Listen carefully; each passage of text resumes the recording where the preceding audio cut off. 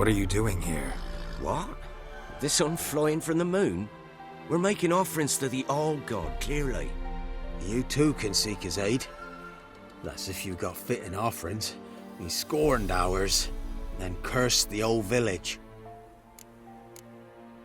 The All-God, you call him. First I've heard. Is some new deity? Nay, 'tis ancient, revered by our forefathers. They say it were like this. Roslav of Oriton came here to gather brushwood. And suddenly, for no reason, a bush burst into flame. Then, Roslav heard a voice from the ground, demanding offerings and obedience. We've been coming here since then, bearing gifts, in exchange for which the All-God watches over us, keeps us from evil. Plain to see that. So, what's wrong with your offerings? You needn't mock us, you can see right well we brought scraps. Before the war, I wouldn't give this such to me hounds. But what can we do? Such are the times. And they're like to get worse. All-God said if he don't get a rafter of bacon and a barrel of beer at least, the rivers will fill up with frogs and locusts or some such will devour the harvest. I could intercede on your behalf with this All-God of yours. Got a feeling we'd come to an understanding. Well, I suppose it can't hurt to try. To speak with him, you have to stand before the altar and cry out, "All God, help a poor wretch in need."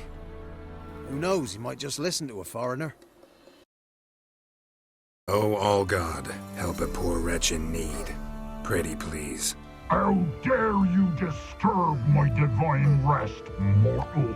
I dare disturb it because I want your divine self to lift the, curse you cast.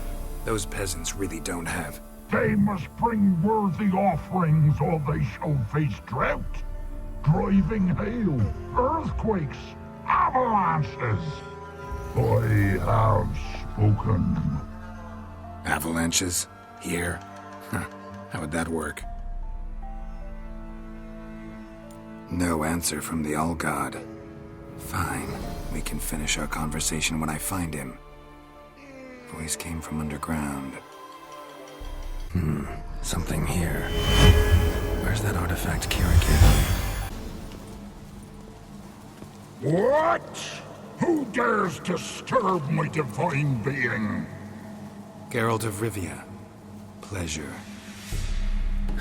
Expected the All-God to be corporeal in form, but never thought he'd be corpulent.